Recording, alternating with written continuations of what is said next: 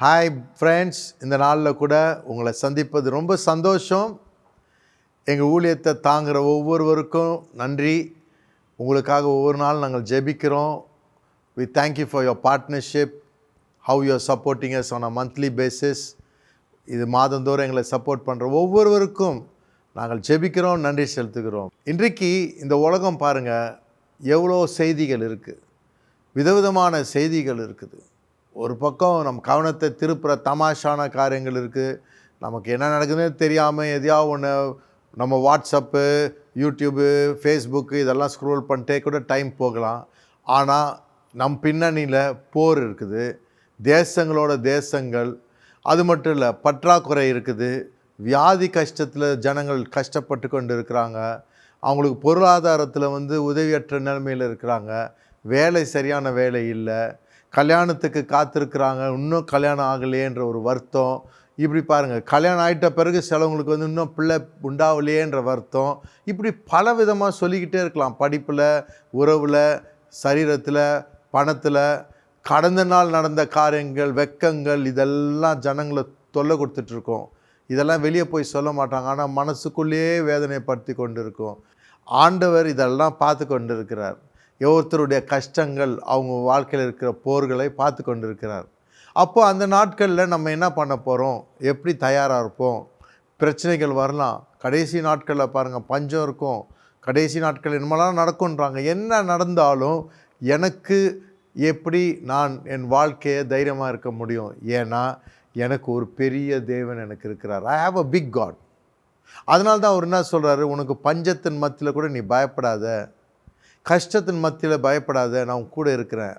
சொல்கிற பாயிண்ட்டுனா, நான் உன் கூட இருக்கிறேன். உன் கூட நான் இருக்கிறேன்னா சும்மா தூண்லையும் இருக்கிறார், துரும்புலையும் இருக்கிறார்ன்ற ஒரு மனப்பக்குவம் கிடையாது. உன்னோட ஒரு அனுபவத்தில் ஒரு தகப்பன் போல், நண்பன் போல் கூட இருந்து உதவி செய்கிற தேவனாக இருக்கார். நீ போகிற பாதையை காண்கிறார், உன் வருத்தத்தை பார்க்குறார், உன் கஷ்டத்தை பார்க்குறார். யாருமே கஷ்டத்துக்கு ஒன்றுமே ஆறுதல் இல்லையே நினைக்காதுங்க. உன் கண்ணீரையும் உன் வருத்தத்தையும் பார்க்குற தேவன், அவர் உன்னை காண்கிற தேவனாக இருக்கார். அன்றைக்கு ஒரு நாள் பாருங்கள், ஆகார்ன்றவங்க வீட்டிலேருந்து அனுப்பி வச்சுட்டாங்க. ஒரு பாட்டில் தண்ணி கொடுத்து அனுப்பிச்சா மாதிரி அனுப்பிச்சி விட்டாங்க. அவங்களுடைய வாழ்க்கை ரொம்ப சோகம். வனாந்தரத்துக்கு போயிட்டு என்ன செய்வேன், குழந்த, என் எதிர்காலம். அப்போது ஆண்டவர் நான் காண்கிற தேவனாக இருக்கிறேன்னு தன்னை வெளிப்படுத்தி அற்புதத்தை செய்து அவங்கள ஆசீர்வதித்து அவங்க பிள்ளையை ஆசீர்வதிச்சார். கைவிடலை. அவங்க சாப்டர் க்ளோஸ்ன்னு நினச்சிருக்கலாம். ஆனால் ஆண்டவர் சொல்கிறார், இன்னும் முடியல, இன்னும் நிறையா இருக்குதுன்றார். இன்றைக்கி நீங்கள் இந்த ஒரு நிகழ்ச்சியை பார்த்துட்ருக்க போல், நம்ம சாப்டர் என்னடா ஆக போகுது, க்ளோஸா, எனக்கு எதிர்காலம் உண்டா, நான் என்ன செய்ய முடியும், எனக்கு யார் உதவி செய்வா அப்படின்று திணறிக்கிட்டு இருக்கலாம். பாருங்கள், இதுதான் இந்த மாதிரி அனுபவம்லாம் நான் போயிருக்கிறேன். அதனால தான் இந்த மாதிரி ஆட்கள் இருப்பாங்க. வெளியே காமிக்க மாட்டாங்க, ஆனால் உள்ள கலக்கம் இருக்கும், திணறுவாங்க. திடீர்னு நெருக்கம் இருக்குது. இதனால்தான் இதெல்லாம் தெரியாத ஜனங்கள் அந்த நெருக்கத்தில் போய் தற்கொலை பண்ணிடுறாங்க. தேவையில்லாத காரியங்கள். ஆனால் கடவுள் ஒரு அற்புதத்தை செய்கிற தேவனாக இருக்கார். அதை அறியாமல் என்ன பண்ணுறாங்க, நமக்கு இதோடு முடிஞ்சிச்சு போல், எனக்கு ஒரு எதிர்காலம் இருக்குதுன்னே தெரியாதவங்க தான் அவ்வளோ திடீர்னு அவங்க ஒரு தப்பான தீர்மானத்தை செய்கிறாங்க. இங்கே பைபிளில் பாருங்கள், பெரிய ராஜா ஒருத்தர் இருக்கிறாரு, யோசேபேத்துன்னு. அந்த ராஜா அவங்க பார்த்திங்கன்னா 2 நாளாகமும் 20வது அதிகாரத்தில் நம்ம பார்க்குறோம். அவருக்கு விரோதமான ஒரு 3 விதமான ஜனங்க தேசமே வருது. ஒரு ஆளை ஒருத்தன் சண்டை போடுறது எப்படி, 3 தேசம் சண்டை போட்டால் அவன் என்ன ஆவான்? அவர்கிட்ட சொல்கிறாங்க, ராஜாவே, கடல் கடந்து சீரியா தேசத்துலேருந்து அவ்வளோ கூட்டம்னா கண்ணுக்கு பார்க்குற அளவுக்கு ஜனங்க, ஏகப்பட்ட ஜனங்க வந்தால் தான் அது மல்டிடியூடு. அவ்வளோ ஜனங்கள் ஒன்று எதிராக வராங்க, போர் வீரர்கள். அது சொன்ன உடனே பைபிளில் பார்க்குறோம், அவருக்கு பயம் வந்தது. ராஜாவுக்கு பயந்தார். இன்றைக்கி உங்களுக்கும் பயப்படாதுங்க ஆண்டவர் சொல்கிறாரு. ஆனால் உங்களுக்கு பயம் வந்துச்சுன்னா நீங்கள் ரொம்ப மோசமானவங்க, நீங்கள் விசுவாசமே இல்லாதவங்க, நீங்கள் தான் வேஸ்ட்டு நினைக்கக்கூடாது. ஆனஸ்ட்டாக இருக்கணும். ஆனஸ்ட்னா என்ன, உண்மையாக இருக்கணும். பயம் வந்தால் பயம் வரதானே செய்யும். என்னங்க, திடீர்னு ஏதாவது ஒரு பிரச்சனைகள் வர போல், நீங்கள் பெரிய வயசான முத்துனவங்களாக இருந்தால் கூட உங்களுக்கு பயம் வரும். அந்த பயம் வந்த உடனே அது வெக்கப்படக்கூடாது. அந்த பயத்தை எடுத்துட்டு ஆண்டவருக்கு முன்பாக சொல்கிறார் அந்த ராஜா, ஆண்டவரே, எனக்கு செய்கிறதுக்கு திறன் இல்லை, என்ன செய்யணும்னு அறிவும் இல்லை, நான் என்ன செய்கிறதுன்னு தெரியலையேன்னு உண்மையாக பேசி கேட்குறாரு. இதுதான் ஒரு மனிதனுடைய பிளெஸ்ஸிங், ஆசீர்வாதம், வெற்றிக்கு தொடக்கமே இந்த புள்ளி தான். என்னென்னா ஃபஸ்ட்டு நம்ம ஏற்றுக்கணும், எனக்கு முடியல, எனக்கு திராணி இல்லை, திறமை இல்லை, பலன் இல்லை, என்ன செய்யணுன்ற ஞானமும் அறிவுமே இல்லை, நான் என்ன தான் பண்ணணும் தெரியலையே ஆண்டவரே அப்படின்னு சொல்லிட்டு என் கண் உங்கள் மேலே வைக்கிறார். அவர் சொல்கிறார், கண்களை உங்கள் மேலே வைக்கிறோம். பாருங்கள், என்ன செய்யன்னு தெரில. அப்போ என்ன செய்ய முடியும்? ஏன் கண்களை மேலே ஆண்டவர் மேலே வைக்கிறாங்கன்னா, அதில் இருக்கிற பலன் என்னென்னா, நம்ம கண்ணை எது மேலே வைக்கிறோமோ அது நம்ம தலைக்குள்ளே அப்படியே பூதம் மாதிரி ஏறிடும். உன்னுடைய பிரச்சனையே நீ பார்த்தனா பயம் வரும். மற்றவங்க சொன்னதை கேட்டு கேட்டு கேட்டு நமக்கு பயம் வரும். மற்றவங்க சொல்லுவாங்க, பெரிய பெரிய ஆட்கள், உனக்கு இது நடக்காது, அது நடக்காது, இதெல்லாம் நடக்காது, உன் வாழ்க்கை அவ்வளோதான் சொல்லிடுவாங்க. நம்ம மிரண்டு போயிடும். அவ்வளோதான். அதனால்தான் நம்ம கண்ணை எங்கேருந்து எடுக்கணும்? தற்காலிகமாக இருக்கிற சூழ்நிலையை பார்க்காம, ஏதோ அதுதான் க்ளோஸ் ஆகுது, அதை தான் பார்ப்போம். ஆனால் அதை பார்த்தா பயம் வருது, பயம் வரும். பயம் வந்தால் பயத்தை ஓக்கம் பண்ணுறதுக்கு என்ன பண்ணுறாங்க? கண்ணை அதுலேருந்து எடுத்து ஆண்டவர் மேலே வைக்கிறாங்க. ஆண்டவர் மேலே வச்ச உடனே அவங்க என்ன பண்ணுறாங்க பாருங்கள், துதிக்க செய்கிறாங்க. நம்ம நினைப்போம் துதின்றது ஏதோ மந்திரம் மாதிரி நினைக்கக்கூடாது. துதி ஏன் துதிக்கிறோன்னா, இன்றைக்கி துதிக்கும் பொழுது ஆண்டவர் பெரியவராய் நம்ம கவனத்தில் வந்துடுவார். நம்முடைய யாரை துதிக்கிறோம்? தேவன். இப்போ அந்த தேவன் எப்பேற்பட்ட தேவன்? பொடி தேவனா? இல்லை, நீர் பெரியவர், கிருபை என்றும் உள்ளது, எங்கள் வாழ்க்கையில் நீர் எவ்வளோ செஞ்சுருக்கிறீர், எவ்வளோ கஷ்டத்தில் நான் போப்பல் நீர் கைவிடலை ஆண்டவர், நீ பராக்கிரம தேவன், நீர் அதிசயத்தை செய்வீர் அப்படின்னு புகழ்ந்து ஆண்டவரை துதிக்கும் பொழுது பிரச்சனைகள் சிறுசாக போகும், இயேசு நம் தேவம் பெருசாக மாறிடும். அப்படி செய்யாத பட்சத்தில் நம் பிரச்சனைகள்லாம் பூதம் சைஸ் ஆகிடும், கடவுள் எங்கே இருக்கிறாருன்னு தெரியாது. அப்போ தான் பயம் திகிலில் நமக்கு அநேக ப்ராப்ளமு, நமக்கு வியாதிகள் எல்லாம் வர்றதுக்கு காரணம் என்னன்னா, உன்னுடைய மனக்கண்ணில் யார் பெருசாக இருக்கிறா, உன்னுடைய எதிர்ப்பு சக்திகள் பெருசாக இருக்கா, உனக்கு எது மாதிரியா பேசினவங்க வார்த்தை பெருசாக இருக்கா, உன்னை ஏளனம் படுத்தினவங்களை பற்றியே யோசிச்சுட்டு நீ அதை பெருசுப்படுத்திட்டு இருக்கிறியா, அது உனக்கு அழுத்தத்தை உண்டாக்கும். உன் கடந்த நாளில் நீ செஞ்ச தப்பையே யோசிச்சுட்டு இருக்கியா, அதுவும் உனக்கு சோகத்தையும் பாரத்தையும் உண்டு பண்ணும். இதுதான் செய்யும், அதை பண்ணால் அதுதான் பண்ணும். அதனால் நம்ம கண் எது மேலே வைக்க போகிறோம்? அதுக்காக தான் ஃபஸ்ட்டு துதிக்கும் பொழுது இந்த சமாச்சாரம்லாம் இல்லைன்னு நம்ம சொல்லலை, எதிர்ப்பு சக்திகள் இல்லைன்னு இல்லை, எதிரிகள் இல்லைன்னு சொல்லலை, அவங்க மார்ச்சிங் பண்ணிவிட்டு அவங்க ஆக்ஷனில் வராங்க, ஆனாலும் அதை நம்ம இல்லைன்னு பொய் சொல்ல, அது இருந்தால் கிடக்கட்டும். ஆமாம், என் எதிரி ஒரு ராட்சசன் மாதிரி வந்தால் கூட வரட்டும், அவனை காட்டிலும் என் தேவன் எவ்வளோ பெருசு. அப்படி பார்க்கும் பொழுது அவன் ஒன்றுமே இல்லை, சின்ன மண்ணு மாதிரி தான். ஆண்டவரோ பெரிய தேவன், பராக்கிரமசாலி, ஆண்டவர் பெரிய தேவன். அப்படி செய்யும் பொழுது ஆண்டவர் சொல்கிறாரு, நீ பயப்படக்கூடாது, நான் உன்னோட கூட இருக்கிறேன் சொல்லிவிட்டு அவர் சொல்கிற காரியம் என்னன்னா, இந்த யுத்தம் உன்னடிது இல்லை, நான் செய்வேன், நீ சும்மா இருந்து பாருன்றார். இன்றைக்கி உங்களுடைய வாழ்க்கையில் கடவுளை நம்முடைய சூழ்நிலையில் பற்றாக்குறையில் நமக்கு ஒரு அற்புதம் வர்ற அதில் அவர் வேலை செய்கிறதுக்கு இடம் கொடுக்குறோமா? அவர் வேலை செய்கிறதுக்கு இடம் கொடுத்து அவர் செய்கிற சால்வேஷன், ரட்சிப்பை, அவர் ரட்சிப்பு உன்னோட கூட இருக்குது. அந்த ரட்சிப்புனா உன்னுடைய பிரச்சனைலேருந்து விடுதலை செய்கிற ஒரு காரியம், உன் ஆபத்துலேருந்து விடுதலை செய்கிற காரியம், உன் மரணத்துலேருந்து விடுதலை செய்கிற காரியம், உன் பண கஷ்டத்துலேருந்து விடுதலை செய்கிற காரியம், இதான் ரட்சிப்பு.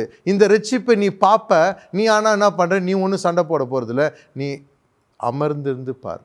அமர்ந்துனா நம்ம டென்ஷன் ஆகக்கூடாது. நம்ம இதெல்லாம் பார்க்க பார்க்க பார்க்க என்ன ஆகும், நம்ம கண் இங்கே அங்கே பார்த்து நம்ம என்ன செய்யலாம், அது செய்யலாமா, அவங்கள இவங்கன்னு பதற ஆரம்பிக்கிறோம். அமைதிப்படுத்து, அமைதிப்படுத்து. பேதுருடைய வாழ்க்கையிலே பாருங்கள், அந்த அலையை பார்த்தார் ஆண்டவர், நான் நடக்கணும் ஆண்டவர் உங்களை போகலன்னா சரி வாப்பான்றார். ஓரளவுக்கு நடந்து தான் வந்தார், கடல் மேலே நடந்து வராரு. திடீர்னு அலையும் புயல் சத்தத்தை கேட்ட உடனே கவனம் திருப்பின உடனே பயம் முங்க ஆரம்பிக்கிறார். இது ஒரு எக்ஸாம்பிள். இது நம்ம எல்லாருக்கும் நடக்கிற காரியம். இருக்கிற காரியத்தை மறுக்கிறது இல்லைங்க, அது கிடக்கட்டும், ஆனால் அது காட்டில் என் தேவன் பெரியவர். பாருங்க, அம்மா எனக்கு யாரும் இல்லைன்னு நினைக்காதுங்க, என் கணவன் உதவி இல்லைன்னு நினைக்காதுங்க, ஐயா எனக்கு மனைவி கூட இல்லை, ஏதோ ஒரு சூழ்நிலையில் ஏதோ ஆயிடுச்சு, இதெல்லாம் நடக்கும். தாய் தப்பன் கூட இல்லை, நான் தனியாக ஒரு ஊரில் இருக்கேன், யாருமே எனக்கு தெரியல, இப்படி உட்கார்றேனே, அப்படிலாம் இருக்கலாம் சூழ்நிலை. ஆனால் தேவன் என்ன சொல்ற, நான் உன்னோட கூட இருக்கிறேன். பாருங்கள் வசனம், நான் உன் கூட இருக்கிறேன். நான் கூட இருக்கிறனால நான் உனக்கு செய்யும் ரட்சிப்பை நீ அப்படியே அமைதியாக இருந்து பார், தரித்திருந்து பார், நீ ஸ்டில்லாரு. அதே தான் ஆண்டவர் சொல்கிறார். எங்கங்க பின்னால் நெருக்கிறாங்கங்க எகிப்து ஜனங்க, அந்த போர் வீரர்கள் நெருக்கிட்டு வர்றாங்க. பாவம் 400 வருஷமாக சேவை செய்து அடிமைகளாக இருந்தவங்க, சண்டை போடக்கூட தைரியமும் சக்தியும் இல்லை.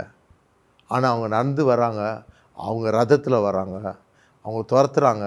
இவங்களுக்கு எவ்வளோ பயம் இருக்கும். அப்போ ஆண்டவர் என்ன சொல்கிறார், be still and know that I am காட்னு தான் சொல்கிறார். அங்கேயும் என்ன தான் ஆண்டவர் எல்லா டென்ஷன் டைம்லையும் என்ன சொல்கிறாரு, நீ அமைதியாக இருந்து நான் தேவன் என்று அறி. நான் தேவன்னா என்ன அர்த்தம், வானத்தும் பூமிக்கும் சொந்தக்காரன் நான், எல்லாத்தையும் உண்டாக்குனவர் நான், எல்லாத்தையும் ஆளுகை செய்கிறவன் நான் சிங்காசனத்தை வீற்றிருக்கிற தேவன், என்னால் எல்லாம் ஆகும். அப்போ நம்ம மனசில் இதுதானங்க நடக்கும். இதெல்லாம் உண்மையாக பேசுகிறேங்க, ஏன்னா உங்களை மாதிரி தான் எனக்கும் வாழ்க்கையில் சவால்கள் போயிட்டு வர போல் நமக்கு ஒரு கேள்வி வரும், எப்படி ஆகும்? ரொம்ப natural, how can it happen, எப்படி? ஏன்னா நம்முடைய மூளை என்ன சொல்லுது, இது இப்படி ரொம்ப பெருசு, இதுக்கு இவ்வளோ காசு ஆகும், இதுக்கு உன் காசு இவ்வளோ தான் இருக்குது, உனக்கு இதை விற்றா கூட அவ்வளோ காசு வராது, இது வாங்க முடியுமா, இதை செய்ய முடியுமா, எனக்கு யாரும் இல்லையே, எனக்கு உதவி யாரும் இல்லையே, அப்படிலாம் நம்ம யோசித்து என்ன ஆகுது, நம்ம மனசு ரொம்ப உடஞ்சி போகும். நமக்கு யாரும் இல்லை. ஆண்டவர் அதுக்கு தான் அழகாக சொல்கிறார், நான் உன்னோட கூட இருக்கிறேன்னு சொல்லிட்டு நீ அமர்ந்து அமைதியாயிரு, நான் செய்கிறத நீ பாருன்றார். இன்றைக்கி உங்கள் வாழ்க்கையில் கூட நீங்கள் அப்படி ஒரு சூழ்நிலை இருக்கிறீங்களா? ஏங்க நீங்கள் தனிமை இல்லை, எனக்கு யாரும் இல்லை, எனக்கு என்ன செய்யன்னு தெரில அப்படின்னு பயம் வந்துட்டா நீங்கள் சூழ்நிலை எதிர்ப்பு காரியங்கள்லாம் பார்த்து இருக்கட்டும், ஆனால் அதை காட்டிலும் என் கூட இருக்கிற தேவன் ரட்சிப்பை உண்டு பண்ணுவேன்னு சொல்லியிருக்கிறார். அதுதான் விசுவாசம். விசுவாசன்றது இருக்கிற எதிர்ப்புகளையும் கஷ்டங்களையும் இல்லைன்னு சொல்லக்கூடாது, அது கிடக்கட்டும், அதை காட்டிலும் என் தேவன் பெரியவர்.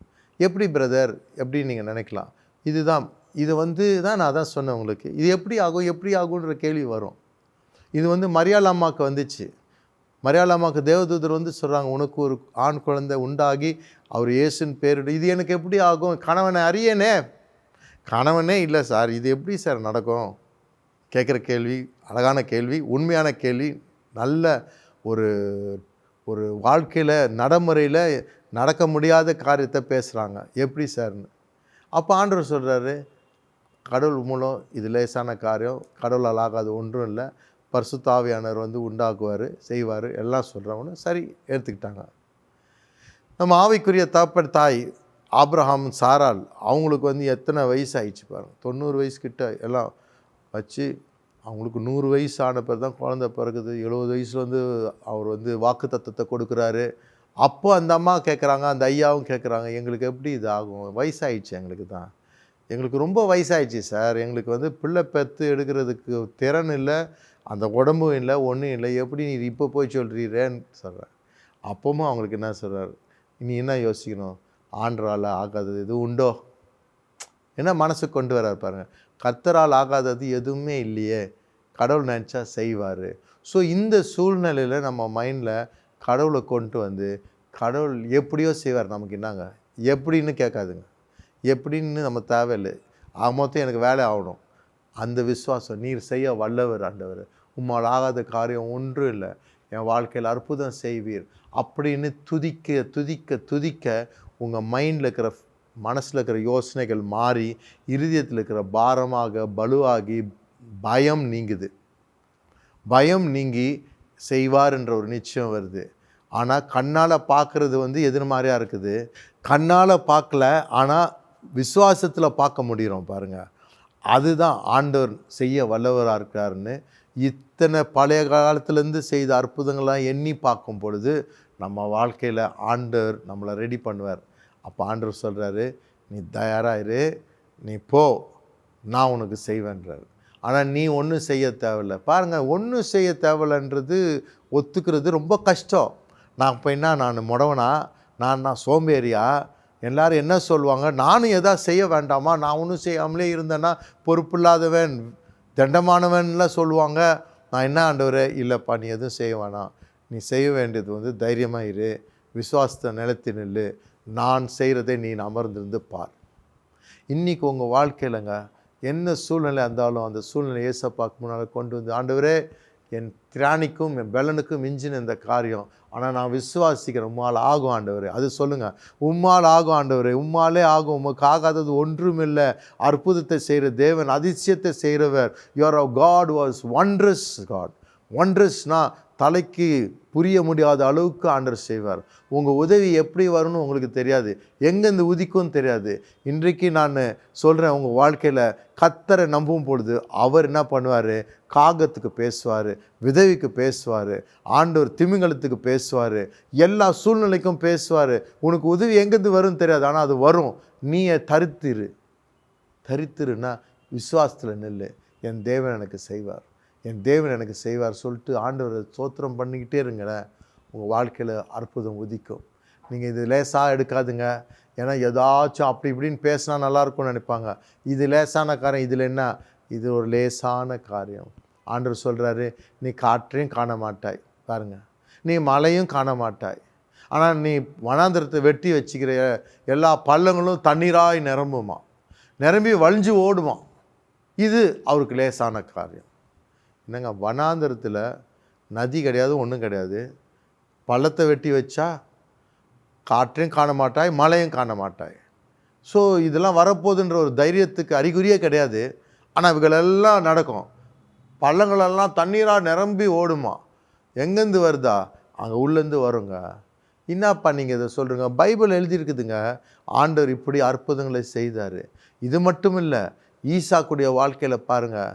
ஈசாக்குடைய வாழ்க்கையில் காலத்தில் அதிகமான பெரிய பஞ்சம் வந்துச்சு.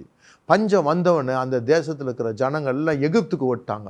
ஏன்னா இங்கே பஞ்சம்னா என்ன, மழை இல்லை, தண்ணி இல்லை, ஒன்றும் இல்லை. இங்கேருந்து என்ன பண்ணுறது, நம்ம அங்கேயாச்சும் போகலாம், மழை இருக்கும், எதா இருக்கும்னு. அப்போது ஈசாக்கும் அதே மாதிரி செய்யலாமான்னு யோசித்தார். நீங்கள் கூட அப்படி தானே யோசிப்போங்க, மற்றவங்க யோசிக்கிற மாதிரி. நானும் அப்படி தான். நியூஸு மற்றவங்க சொல்கிறது, அந்த செய்தி, அந்த பிரதர், இந்த சிஸ்டர் சொல்கிறதெல்லாம் கேட்டுக்கிட்டு நம்மளும் அது மாதிரி செஞ்சிடலாம் அப்படின்னு. அப்போ ஆண்டவர் செய்யாத, நீ செய்யாத. அவங்க வேறு கூட்டம், நான் உங்கள் அப்பா கூட இருக்கிறேன்ல, உனக்கு நீ தண்ணி தேடி போவேனா, மலையை தேடி போவேனாண்டா, நான் சொல்கிற இடத்துல இரு, நான் உனக்கு என்ன வேணுமோ அதை நாங்கள் கொண்டு வந்துடுவேன் உனக்கு, அவ்வளோதான். நான் வானத்தையும் பூமியும் மலையும் தண்ணி உண்டாக்குன தேவன் அல்லவோ, நீ இருக்கிற இடத்துல இருன்னாரு. கடைசியில் எல்லா ஜனங்களும் எகிப்துக்கு போயிட்டாங்க. ஈசாக்கு மட்டும் விதைச்சார். இன்றைக்கி உங்கள் வாழ்க்கையில் விதைக்கணும். பஞ்சம் எல்லாம் எதிர்மாறி நேரத்தில் சும்மா இல்லை, நான் விசுவாசத்தில் செய்ய வேண்டிய காரியத்தை செய்கிறோம். செஞ்சவர் 100 மடங்கு அறுவடை. நல்ல நாட்கள்லேயே நடந்திருக்காது. பஞ்சத்தில் செய்கிற தேவன். இதிலேருந்து உங்களுக்கு என்ன கற்பிக்கிறாரு, விசுவாசத்தினாலே நீதிமான் பிழைப்பான், கர்த்தர் செய்வார் என்று விசுவாசி. உம்மால் ஆகாத காரியம் ஒன்றும் இல்லை ஆண்டவரே, நீ நினைத்தார் எது வேணாலும் செய்யலாம். நான் உண்மைக்காக கரம் அசைவாடுறதுக்கு காத்திருக்கிறேன். என் வாழ்க்கையில் காத்திருக்கிறது தான் கஷ்டம். அதுக்குள்ளே போய் எதோ அவசரமாக பண்ணிடுவாங்க. ஆபிரகாம் சாரால் பண்ணாங்க பாருங்கள். கொஞ்சம் காத்திருந்தா உனக்கு ஈசாக்கு உன் மூளை தான் வரும்னா, இவங்க பார்த்தாங்க டைம் ஆகுது, இது ஒன்றும் நடக்கிற மாதிரி தெரில, இவங்களே ஆகாரம் வச்சு ஒரு குழந்தைய பெற்றெடுக்கலான்ட்டு இஸ்மவேலை பெற்றெடுத்துட்டாங்க. இந்த தப்பு நம்மளும் செய்கிறோங்க. ஆண்டவர்கிட்ட கொஞ்சம் காத்திருக்கிறது ரொம்ப கஷ்டம். கொஞ்சம் காத்திருக்கிறது தான் கஷ்டம். கடற்கடன்னு போய் என்னத்தையா நம்ம செஞ்சு எத்தையாச்சும் சமாளிக்கணும். எரேமியா 17 அந்த 17வது அதிகாரத்தில் பாருங்கள், தன் சுய பலத்தையும் மாம்சத்தையும் நம்புகிறவன் சபிக்கப்பட்டவன். இன்றைக்கி எல்லாருக்கும் சுயமும் தந்திரமந்திர வித்தைகளும், இப்படி பண்ணிடலாம், அப்படி பண்ணிடலாம், அதை வாங்கலாம், இதை வாங்கலாம், பெரட்டலாம் கிரட்டலான்னு தான் ஐடியா போகும். ஆனால் blessed is a man who makes the Lord his hope. கர்த்தரே அவன் நம்பிக்கையாய் வைத்திருக்கிறவன் ஆசீர்வதிக்கப்படுறான். ஸோ இன்றைக்கி நான் பேசுகிறது அம்புட்டும் எங்கள் லைஃப்பில் கஷ்டத்தில் பார்த்துட்டு வந்தது தான். கதை வசனம் எங்கேயோ கதை கிடையாது, வாழ்க்கையில் நடக்கிற ஒரு காரியம். இயேசுவானவர் நேற்றும் இன்றும் என்று மாறாத தேவன், உண்மையுள்ள தேவனாக இருக்கார். இன்றைக்கி உங்கள் வாழ்க்கையில் என்ன பெரிய சவால் இருந்தாலும் அதெல்லாம் மத்தியில் அவரை உட்கார வைங்க.